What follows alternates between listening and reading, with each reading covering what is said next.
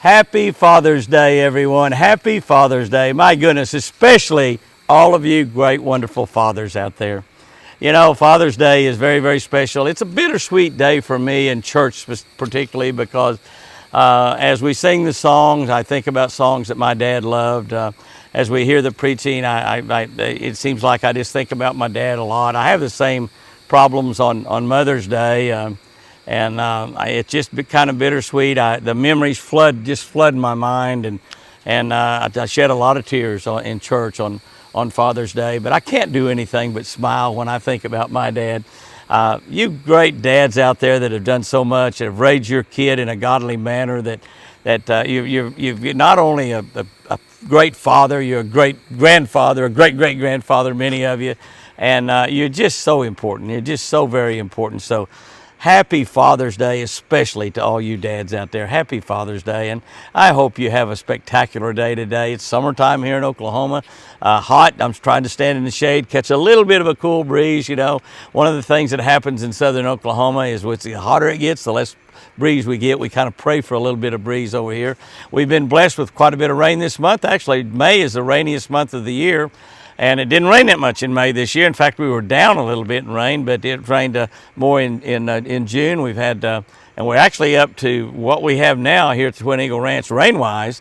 It took us clear down to about, I think, October 24th to get to where we are now. October was, I believe, our rainiest month last year.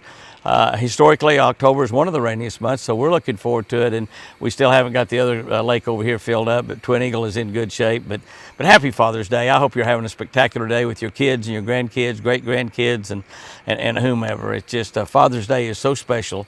My dad was just absolutely the world to me. There's no doubt about it. I've turned into my dad. Like, you know, you're told as you're a kid, you're going to turn into your dad. You're going to turn into your dad. And then they start telling you, you are turning into your dad. Going through the house, turning lights off and stuff like that. Telling kids to clean their plates up because kids all over the world are starving to death. All kinds of that kind of stuff that happens. But dads are very, very special. I did see somewhere on the news where Mother's Day, there's $37 billion spent. I assume that's here in America only. $37 billion spent on gifts for Mother's Day. That's right, $37 billion. How much is spent for Father's Day? $22 billion. That's right, yeah. So it's about 60% less. I guess you'd start at the 22. That's 15 billion more. So that's about 70% more that we spend for mamas. And mamas are very, very special, very important. I want to agree to that. I don't know exactly why that happens. I think that one of the things that you ladies let us know what you need. You could give us a list of some things that you would love to have for Mother's Day. And us guys, something we really want, we probably save up and go buy it ourselves. I know I've been really guilty about that. So we are harder to buy for. I know that. So I'm not throwing rocks at any of you kids out there, not buying your dads quite as much stuff or spending as much as you do on your mama. Probably was guilty of doing that myself. I don't know. My buddy Johnny Morris, who owns Bass Pro Shop and founded Bass Pro Shop and owns Bass Pro Shop in Cabela's, White River Marine, Ranger boats, tractor boats, nitro boats. He's running an ad on television right now. Johnny's a big believer in television advertising, and he's been with us for forever. I mean, for years and years and years. We've been running, run a Ranger boat forever. I've run a tractor boat for over 25 years, and he's running an ad on television right now. It's got a song in there, Me and Dad, and at the end of that show, and Johnny loved his dad. His name was John also. His son's name John Paul, JP. And at the end of that, it says, Dad always had time to take me fishing. Dad always had time to take me fishing. And I have a dad just like that. I had a dad just like that. He always had time to take me fishing. And Johnny takes his kids fishing. He's always had time to take John Paul fishing, really all over the world. And John Paul's been very blessed with that. He takes his daughters fishing. Now he's taking his grandkids fishing. And I can tell you, Johnny's having more fun now taking his grandkids fishing than he is his kids. I got grandkids coming down here for 4th of July week, and I can't hardly wait. And these grandkids are teenagers. They're not little bitty grandkids, and so they're a lot of fun to run around with. They're a lot of fun to have down here. Lightning and thunder and stormy, they're going to be here, and it's going to be just we're going to shoot some firecrackers off. We'll fire some guns out, but we're going to do a lot of fishing that week too. It's going to be hot. 4th of July week will probably be 100 degrees. We've got 100-degree weather forecast here in Oklahoma right now. And lots of rain here in June. Had big storms coming through here last night. We got another inch of rain here at the Eagle last night. We have 22 inches, 22.1 to be exact for 2023. I've talked about my dad a little bit through the years over here on our show here on the social media, as well as Jimmy Houston Outdoors Television, and we have a Jimmy Houston Outdoors Fishing channel on YouTube. If you're not subscribed to that channel, we broke that channel off from our ranch channel, which is now just simply called Jimmy Houston and Jimmy and Chris Houston's Twin Eagle Ranch, and Jimmy Houston Outdoors Fishing is a separate channel. It's all fishing. So if you're not on that channel, only about 7,000 people over there on that channel now. We just started it a few months ago, but if you want to see the fishing parts, we're over there, and we're talking about, I'm going to talk about fishing here before I end this chat, but the fishing right now, there's something going on that's really, really important. It'll tell you exactly how deep to fish, and we've been doing a little bit of fishing. This week I didn't get to fish any except off the pier a little bit. I caught a few fish off the pier. One evening I caught 5. That's the best I've done. One evening I caught 1. So I try to go down there a little bit right before dark and make a few throws, and just because it's a good thing to be doing. And you remember, God does not hold against you. This is not biblical, by the way. God does not hold against you the days that you spend fishing. So Bible tells us we do have an allotted number of days that God has given us as we travel through this earth, this life on this earth, before we go into eternal life with Him. But He doesn't hold it against you. So I figure I might have only had enough days allocated to me to live to be 15, 16 years old. I don't know. Certainly nearly got killed several times when I was a teenager. A couple of times this close to dying. So if I go fishing I may only have 1 day left. So I'm going to just keep on fishing. So if you hear somewhere that Jimmy died, he didn't die fishing. Yeah, that'll be, might die the day after I went fishing, but not the day that I was fishing. So, but the fishing is, we'll talk about fishing here before I end this chat, but I wanted to talk just a little bit about my dad, because I've mentioned him a lot throughout the years on our television show and in social media. I mentioned my dad because things that he said and taught me that come up in my mind as I go through my life. Fishing, like Johnny Morse's deal. Dad always had time to take me fishing. The earliest pictures I've seen of me, other than those little portrait deals where you're sitting in your little pretty outfit on a stool, and they take a picture of you at the portrait studio, are with my mom and dad out on the riverbank. And I was born in San Marcos, Texas. My dad was in the Air Force during the war.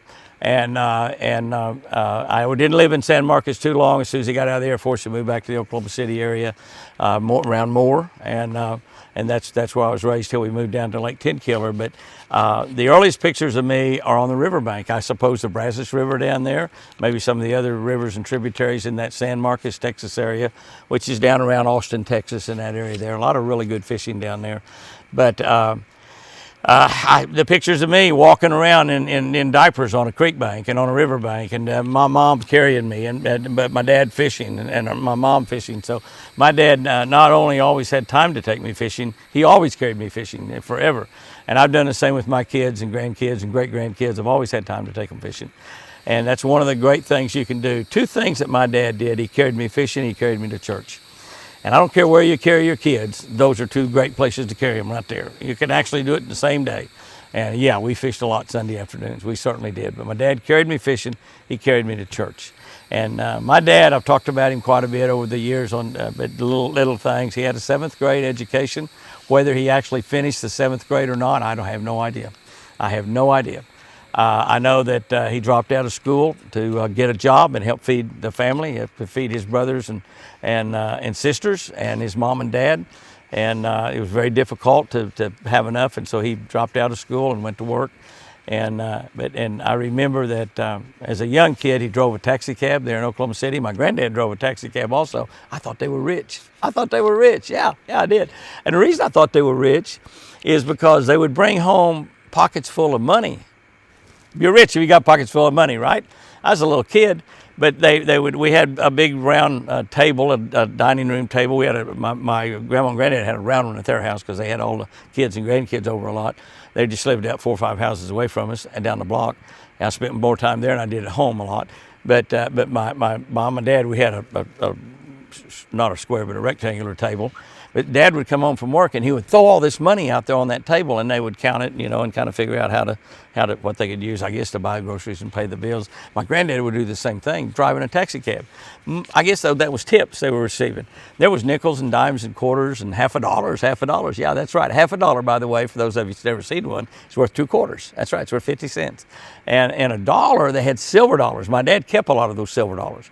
He had a really good silver dollar collection, which I have now. He passed that on to me, and I'll probably just pass it on to Jamie. They're probably worth a lot more than $1 a piece. Just the silver in them is probably worth quite a bit now. But some people would give a $1 tip. That was a big tip back then. I guarantee you somebody gave $1. So when he got a silver dollar, it was a big deal. It was a big deal. Now, they didn't have a lot of money. It seemed like to me it was a lot of money because there's all that change. But my dad went to work as a cookie salesman. For a company called LD Jones Food Company there in Oklahoma City, and it was a big distributor, wholesale food distributing company. They distributed foods to the grocery stores around the Oklahoma City area, Moore and Norman, Purcell, Pauls Valley, Lexington, Edmond, Mustang, all around the Oklahoma, Choctaw, Crooked Oak, all around the Oklahoma City area.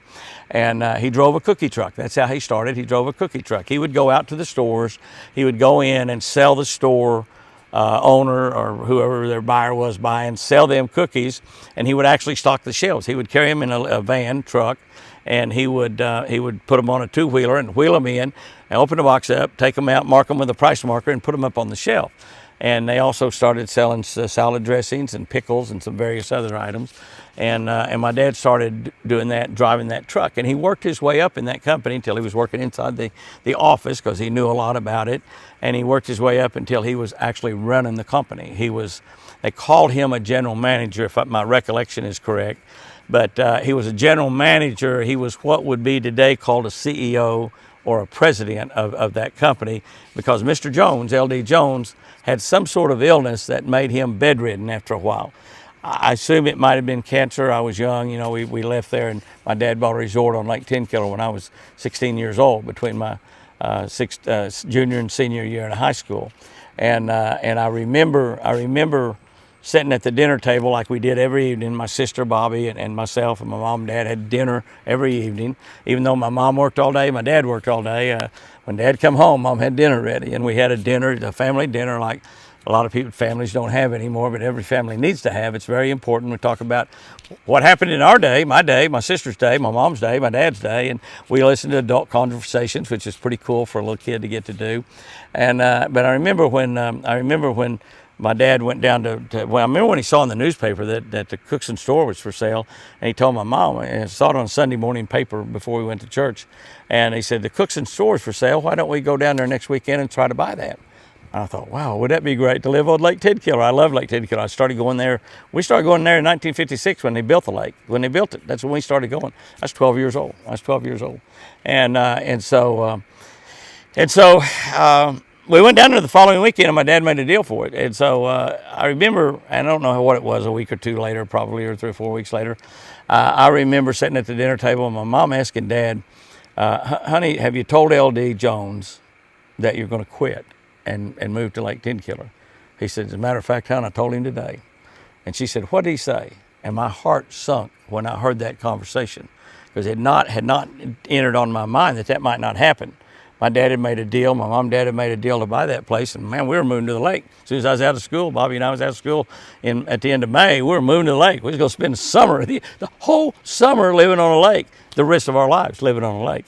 And so my heart sunk when she said, what did he say? And I wondered what Dad would say, and then when Dad said what he said, my heart really sunk. Dad said, he told me to name my price. She said, what? He said, yes, name my price. Whatever it took for me to stay and run that food company, he would pay. Whatever salary I needed. And I like to die. And she said, what'd you tell him? He said, I told him that we were moving to Lake Tenkiller. And it obviously changed my life for the better. And it changed my mom and dad's life. It changed the entire family's life. It changes everything when you make a monumental move like that. But my dad, with a 7th grade education, had gone from driving a taxi cab, gone from being a pilot in the Air Force to Well, he wasn't. He actually became a pilot in the Air Force. And he didn't fly in the war. He didn't have to be one sent overseas or anything. Stationed in Texas for an Oklahoma. That might have been a war. I don't know. But we fished a lot down there. We had a lot of fun. Or he did. You know, I just see the pictures of it. I don't remember any of that. I'm sure I was reeled in a catfish when I was 2 years old or something. I don't know. But anyway, he goes from the Air Force to driving a taxi cab to driving a cookies truck and selling cookies to, and my mom started as a checker in a grocery store and worked her way up into the office until she was running the entire accounting systems and bookkeeping in a grocery store. So they both went from menial jobs and stayed with those companies to very important jobs. And my dad to a job where the owner of that company says, name your price. And I've not had anybody tell me that in my lifetime. Name your price, Jimmy. We don't want to lose you. Name your price. Nobody's ever told me that. But it was remarkable with the seventh grade education to do that. And my dad has formulated and shaped everything that I've done in my life. My dad carried me fishing. As Johnny Morse's song says, Dad always had time to carry me fishing. My dad always took me to church. That is the two most important things you can do for your sons and daughters, your grandchildren, your great-grandchildren. If your sons and daughters are not taking their kids to church and taking them fishing, do it.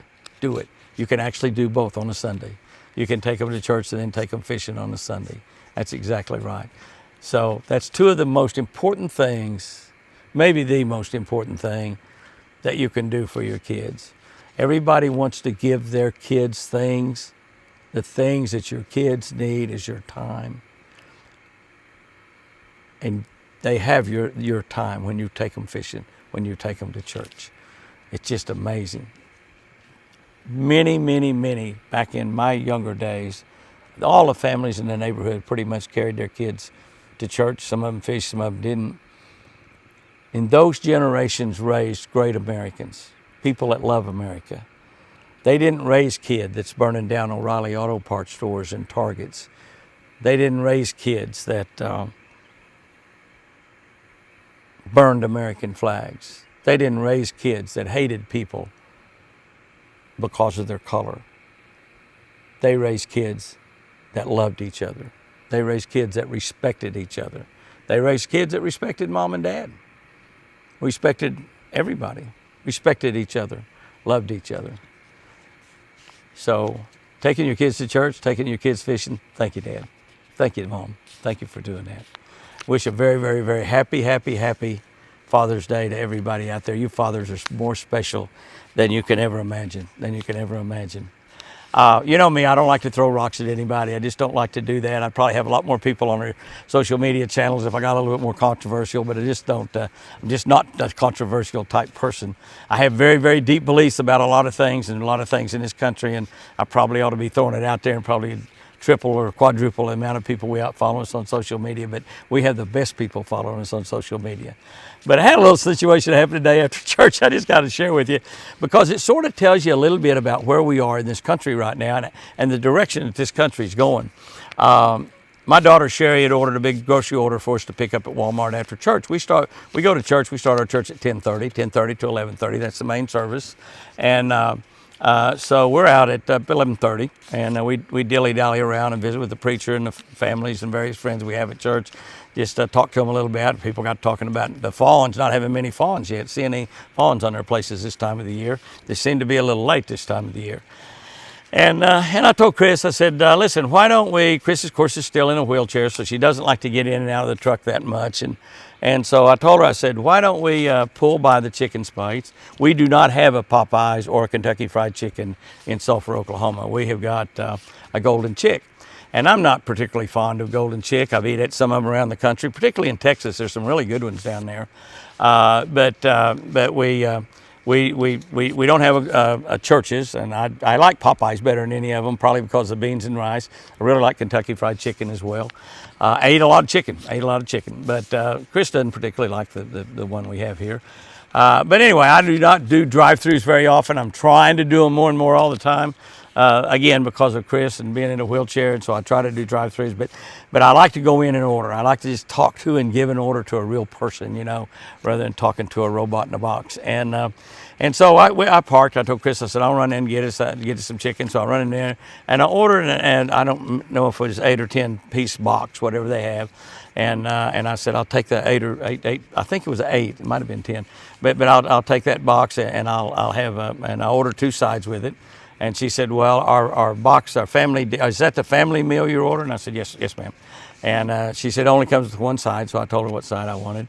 And I got my credit card out, and I was getting ready to hand her and she told me whatever it was, 30 some odd, and ordered large iced tea to go with it. And she said, I got ready to hand her my credit card, and I said, can you put a couple of plates in there and maybe a couple spoons or forks or something? And she said, we don't. She said, well, she asked me, and that's what made me think of it. She asked me, she said, is this for here or to go? And I said, that's to go, please. And I said, okay. I said, oh, by the way, I said, be sure and put a couple of paper plates in there, or a couple of plates, and a knife or a spoon or a fork or something, so we can eat the sides. And she said, we don't give paper plates to go orders. I said, really? I said, well, we're eating at the park down here. We have a beautiful national park at Sulphur, Oklahoma. It's a great park. Thousands of people come there every week. Beautiful park. It's incredible. If you haven't been to the national park in Sulphur, Oklahoma, you ought to go. It's just fantastic. Do not drive over 25 miles an hour in there. I've just warned you about that. They're serious when they say 25 miles an hour in there. But you need to be driving slow because there's a lot of deer. You can look at the deer and look at the beautiful scenery, and they keep that park immaculate. It's great. One of my friends takes care of it up there some. But anyway, I said, we're going to eat at the park, so we don't want to eat the sides with. And she said, we don't give plates on to-go orders. And I said, oh, okay, fine, it's fine. Just cancel the order. And so we go down to Sonic and order Sonic for probably $15 cheaper, and ate a couple burgers and some tots and cherry limeade.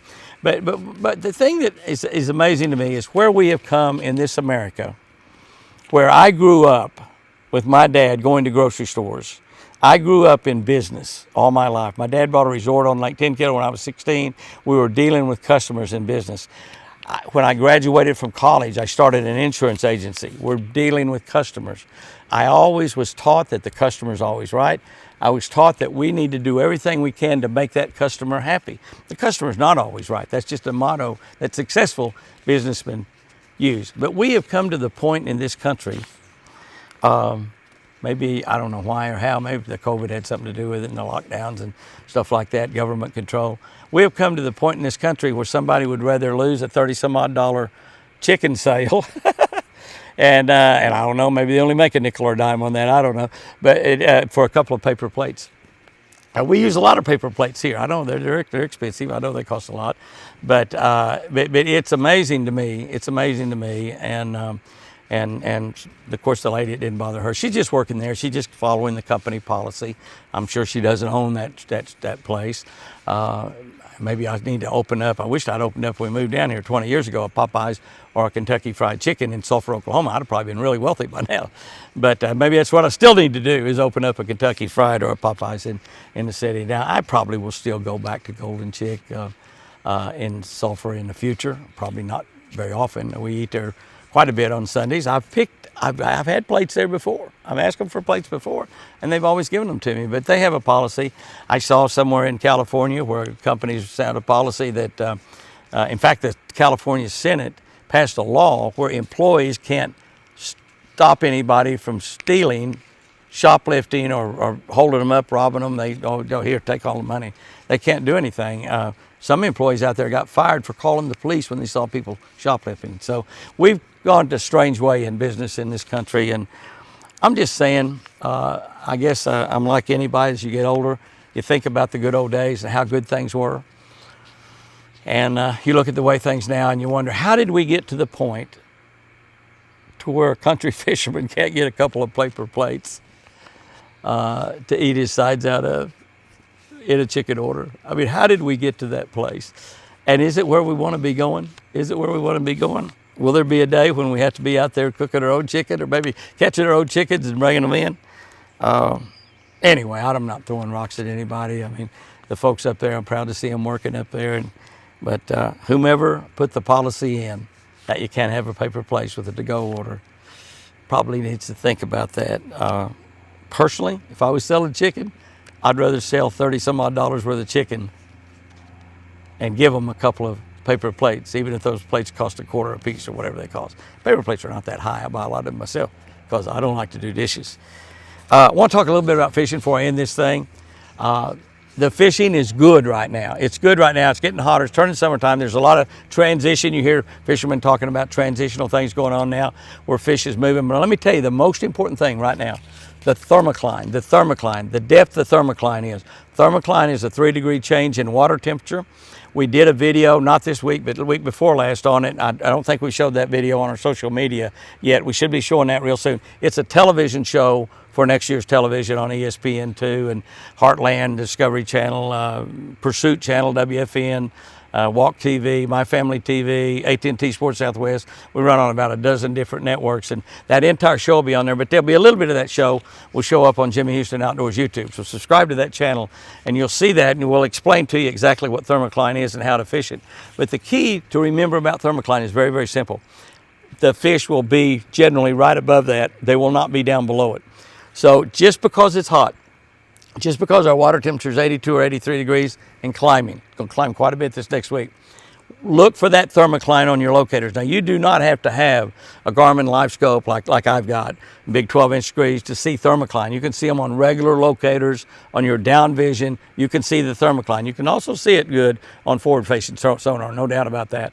But the key, our thermocline here in southern Oklahoma, depending on the lake and the areas of the lake you're in, is about 10 foot to about 14 foot. 12 is probably where most of it is, which is a mean depth. But the fish are usually about, well, they're right above it to about 4 foot above it. That's the primo area you want to fish. So if your thermocline is 12 foot, keep your fish lures around 8 to 12 foot deep. If you're fishing a crankbait, get your crankbait around 8 or 9 foot deep, you're perfect. If you're slow rolling a spinnerbait, same thing. If you're fishing a worm, do not be fishing below that thermocline. Swim your worm. Do what I call drop swim, where you're dropping it, swimming it, dropping it, swimming it, but you're keeping it above that thermocline. With a forward-facing LiveScope, you can actually see your worm, so you can kind of get the feel of how you do that and how you can keep it at that depth. But you can really whack them because they're concentrated in a very small water column area above that thermocline. And I could talk about pH cline, which is a whole nil deal, but it's right there. It's right there in the same area. We learned that years and years ago. And so that the pH cline is your acid and your alkaline in the water. So, but the key deal, remember, when you see that thermocline on your locator, you want to fish above it, not below it. You get down below it, you're probably not going to hardly get a bite. So fishing deep is a good thing to do in the summertime. Right now, you're probably not going to catch much if you're fishing down below that. But where you're not going to catch much, you're fishing down below that thermocline. Make sure you know where that thermocline is. If you can't find it, if you can't see it on your locator, ask some of your friends about how deep is the thermocline right now. It changes, and it changes in different parts of the lake, particularly some of these giant lakes that we have here in Oklahoma and Texas and Arkansas and all over the South. Thermocline, very, very, very important.